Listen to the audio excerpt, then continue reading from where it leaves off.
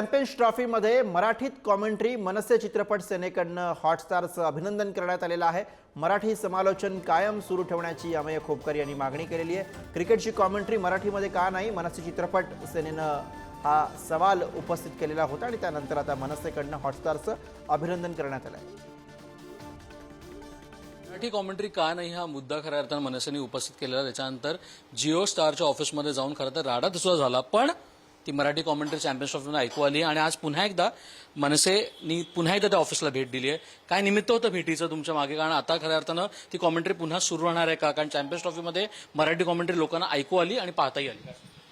आता जी champions trophy झाली त्याच्यामध्ये आपल्या भारताचा विजय झाला, त्या सगळ्या आपल्या भारताच्या मॅचेसमध्ये त्यांनी मराठीमध्ये समालोचन सुरू ठेवलं होतं।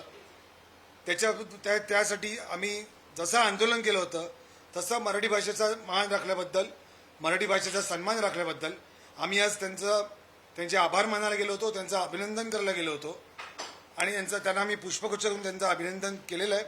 आणि येणाऱ्या काळामध्ये ज्या काही मॅचेस असतील तेव्हा देखील मराठीमध्ये समालोचन होईल याची जबाबदारी ते नक्की घेतील याची मला पूर्ण खात्री आहे। म्हणजे हे कुठे ना कुठे फक्त चॅम्पियन्स ट्रॉफीसाठी नव्हतं, तर हे आता पूर्ण वेळ सुरू राहील आणि कार्यरत आहे असं तुम्हाला वाटतंय का? नाही, फक्त हे समालोचनापुरता मराठीत नाही आहे। आपण आजकाल बघत असतो तर प्रत्येक ठिकाणी मराठी भाषेचा अपमान केला जातोय। महाराष्ट्रामध्ये माज हा फक्त मराठी माणसानेच करायचा। इतर तुम्ही लोक आलायत, आमच्याकडे आलायत, राहा, पाहुण्यांसारखे राहा। इथे येऊन मराठी माणसं दादागिरी नाही करायची।